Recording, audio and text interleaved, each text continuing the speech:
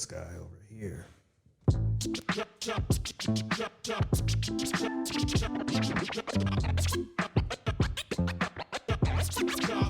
Yes, ladies and gentlemen. I am your man, Anthony Smith. Yo, P in the building. And we are together. Chop it up.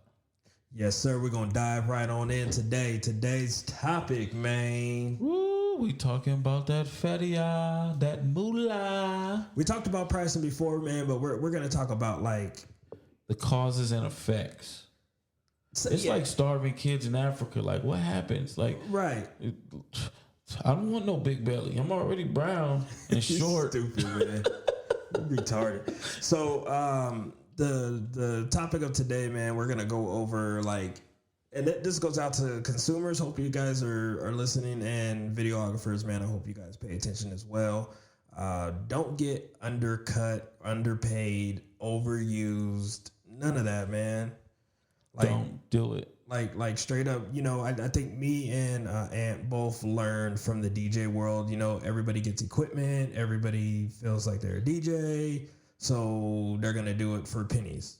The worst thing that I feel like that you can do after kind of somewhat establishing yourself is do something for free. Bite you in the ass. Forget pricing, forget everything else. What you did right then and there, because you don't clock into a 9 to 5 and everybody feels like, oh, this is just a hobby. Oh, this is just fun, da, da, da, da, da. When they don't realize how much they have the possibility of capitalizing off of the work that you're potentially going to give them. All that's going to bring back is every time you come back, it's going to be free or damn near free.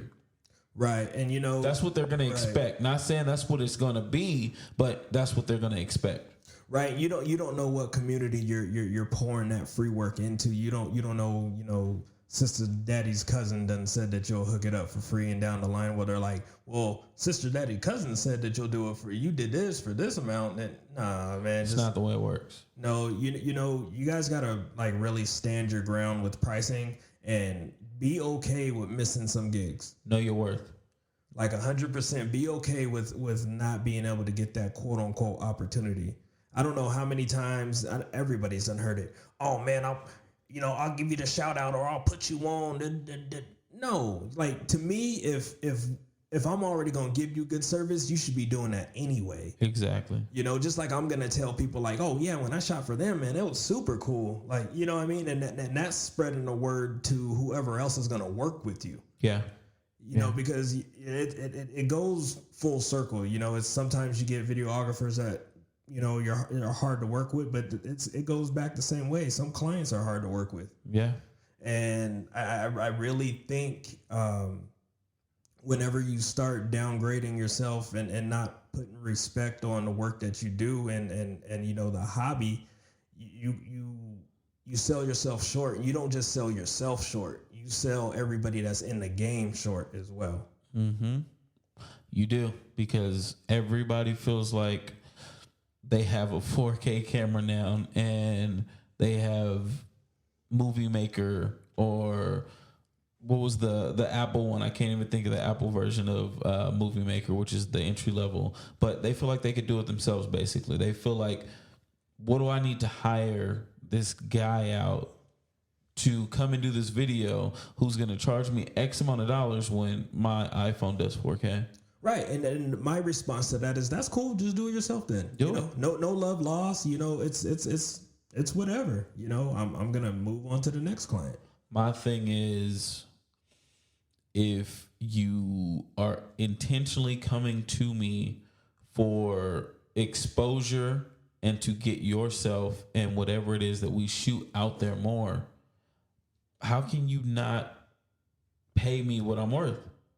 Right. Because in the end, you're the one that's going to win. I'm just taking an upfront cost. So basically, if I told you something along the lines of, okay, cool, let's split it. I'm down. I'm going to come in here, shoot. I'm going to do everything for free. But what we're going to do is every customer that you get, we're going to split it 50-50. Whatever the profit margin is that you made from that new customer coming in off the video that I did, you're going to split it 50-50.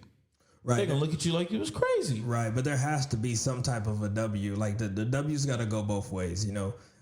You can definitely set up a situation like Ant said, like something like that. Then it makes sense to shoot something for free because you're getting something on the back end from the residual of what's being produced to be broadcasted to generate. Right. At that point, it does make sense to do something for free because you guys are both taking a gamble at that point. But if there's no accountability, if there's nothing that is putting, if there's nothing that's putting value on what you're doing, then that's how it's going to be looked at, and that's how it's going to be treated. There's not going to be no urgency. There's not going to be, nobody's going to. You're a joke in the building, right? And like I just see it happening with the video wave coming out. I mean, it's already like that's the name of the game in DJing. Like it just happens. Yep. You know what I'm saying? But you see video going the same direction. Down, baby. And it's just due to the technology and the abundance of things that are out there for a price that you couldn't do a couple years ago. It just opens up all kinds of doors when money is not a factor and you can just go out. If money was not a factor, everybody would have a Lambo. Right. So 100%. What I'm saying is right now, camera world, everybody got a Lambo. Right. And it's looking ugly because some of these Lambos got Volkswagen motors in them. Or they don't know how to shift gears. Same difference. The Lambo's not going nowhere. You feel me? That's just what it is. So if you want to pay for the fake Lambo to come out that has the inexperience but maybe the same equipment, then good luck to you and your business. Because next go around, guess what? More than likely, if it's not within the same quarter, prices could have gone up. 100%, man. It's just the way that it is. You're not going to go to work for 15 years at your job and then some new chick come in that's only been there for 2 years and now you find out that she's making the same amount of money as you. Oh, we got a problem. Right. 100%. I think that's one question that, it's a nice way of saying like that rate was disrespectful, but you break it down and then you ask, okay, so this means I'm going to be making this amount per hour. Would you be comfortable with working at that rate? Right. Nobody wants to hear it when it's broken down by the hour because it's like, what do you, and a lot of times we lose out because you are on the artistic side. So you're second guessing yourself. I do it a lot. I'm going to spend multiple hours watching your wedding video over and over and over until it pleases me. It could have pleased you on the second time I re-edited it. The third time, but now I'm on 23 and I still haven't even shown you. And that's just because we have that much dedication into the art that we do to give you guys the absolute best product that we can. So come on. And just take that into the account, guys. Like I said, from the consumer standpoint, understand the rate set for what it's set. Now, if you are working with a certain budget, then that's different. Like be upfront about it. But a lot of times people aren't honest. They're just looking for the cheapest work they can find. Deal. Right. And usually from all the videographers I know, whatever rate they're giving you, they're already cutting you a deal. They're giving you the base rate without knocking you over the head, but making sure it's good enough for them to go home and provide. I don't know. The 9 to 5 world doesn't necessarily understand how's the self-employment world works. That check's gonna feed your kids. You know what I mean? And that's how you legitimately live. It's not like, I don't know, you're asking me if I can buy my daughter her bike next week or not. Like when you say, can I discount that? Right. You're asking me like, I'm always gonna make sure that there's food on the table, but man, what if my daughter wanted a little extra this week? You're asking me to take that away or figure out how to hustle and bustle somewhere else. That's just not fair. It is your job as the consumer to get the best price and the best quality that you can afford. But don't haggle me when you can't afford me. Right. Sorry. It is what it is. And at this point, when you're working with friends and family and still giving them the friends and family hookup discount, blase, you're working for free. Right. And there's like another analogy is like you don't call Sprint on your cell phone bill and ask for no discounts. You pay their rates. You know what I'm saying? Like you just It is a proven service and you need it, so you pay it. right. Why can't we be the same? Right. Just respect it. That's all. And you know, like I said, videographers on your side, measure to see what you feel like your worth is and stand by it, man. Stand by it. And if you're gonna take that L, make sure that L is gonna be a W somewhere else. If you are brand new into this, just bought your camera, this is something that you're thinking about doing, there's no way that people are gonna pay you. But just go for what you know. Go for what you love to do. If you love to skate and you just happen to have this camera that you were planning on shooting weddings with, guess what? Start shooting skate videos for your buddies, your homies, until you get to the level to where you can charge. And the first thing that's going to happen is before you even feel like you're ready to charge, somebody's going to ask you, hey, bro, how much you do one of those videos? Right. And that I'm glad that you spotlighted on that, because even with holding your ground on those rates, you better make sure that you deliver that rate. Yeah. You better make sure the quality is what you are requiring to come out. If it ain't, man, then you owe that client some more work. You got to do something. I have seen a lot of guys that have been in the game for years upon years be able to pull things off with equipment that you don't think is possible, and it's just they know the inside and out of filming. It may have been the way that they did the lighting that pulled that off, but I see stuff with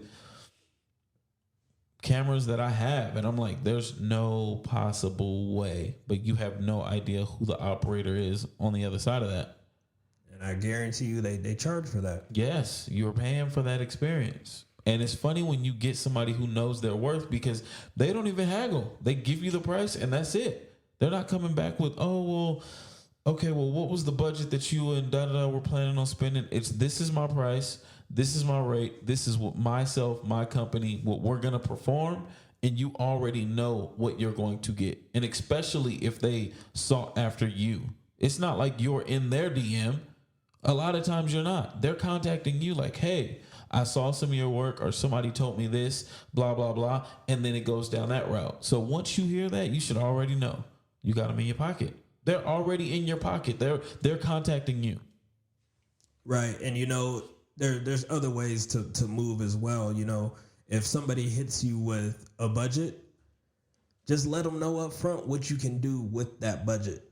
It doesn't mean that you have to necessarily miss, but you got to let them know, like, okay, so normally it would be X amount to do this, but what you have and what you want to spend, this is what we can work with. Instead of me being out there for 4 hours, I'm going to be out there for an hour and a half to 2 hours, and this is what I can do for that price. Right. Don't completely get rid of the job, because then you're going to come off like an asshole, straight up. That's what they're going to, oh, wow, he thinks he's too good and da-da-da-da-da-da. So let them know what you're able to do. And if you're unable to do something with that, then you may have somebody who's teaching, who's learning under you. Like, hey, I have a apprentice that might be able to help you out, or, still be some form of helpful if they're not being a dick to you, but their pockets couldn't afford you. Right. And, if that's what you're looking to do, then yeah, man, like that's how you expand. That's how you brand yourself, and you start venturing off so that you can, start taking care of a team. You don't always got to have the high budgets and do all this and do all that to make sure that you can pay folks out. Sometimes you got to step back and let other people get experience. And that's the type of situations that you can do that in. Right. And I feel like another thing is it depends on the area that you're in and the niche that you're in. Because if you're in LA and you're doing music videos, odds are there's going to be 20 of you within a 1 block radius that are doing music videos. Right. So know the niche that you're into and learn that niche. I'm in a niche of dogs, and not a lot of people shoot photography or video of dogs. So I am in particular niche, which means my rates are able to be so much higher because the competition is so much lower. If there's myself that does what I do, and then another guy that's in New York that does what I do, and those are the only 2 guys, guess what? We pretty much get to set the market on what we want. And how can you possibly lowball yourself when you're making up your prices, and they have no other choice but to go with them if they want that service. So find yourself a niche. Don't jump into something that's overcrowded or overpopulated in the area that you're in, because there's going to be somebody that does $150 music videos, period. Man. There's no way around it. There's no way that you can grab these guys. And like, I've seen it done when we were DJing, P, and they try to like have, I don't remember the name and I don't want to screw it up, but basically what they did was created some form of a union for the DJs in the high desert, and you had to stick to these rules. But what happened? They found out the guys were going behind their back and doing stuff for cheaper, but putting it under another DJ's name. Like, don't say it was DJ Peoples that booked this gig. It was DJ blah, blah, blah that did this gig. So now it's unable to be tracked. It was a good idea, but it's just hard, and you have to know your worth, and you have to be able to figure that out somewhat quickly, because if not, the consumer's going to eat you alive and your pockets are going to eat you alive. You got to figure it out one way or another. Yeah, man. So message of the day, man, don't undercut yourself. Don't overwork yourself. Don't, you know what I mean? And make sure your pricing is going to match your work. Yes, 100%. And money is difficult to talk about no matter what. Right. Period. So I love that we can sit here and have this conversation all together, just genuinely about the things that we've gone through and the things that we go through on a daily basis. And it still hasn't changed. No matter how long we're in it, money is always going to be something that's brought up, because you could be at $2,000 projects and trying to get to $20,000 projects, or you could be at zero and trying to get to 200. It's still all money and still going to be hard to talk about. So figure that out. Yes, sir. Hopefully it helps somebody out there. Yes. My name is Anthony Smith. Yo, P in the building. And this is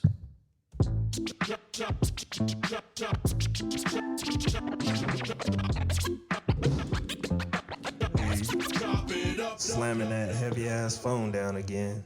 Don't be hating on my phone.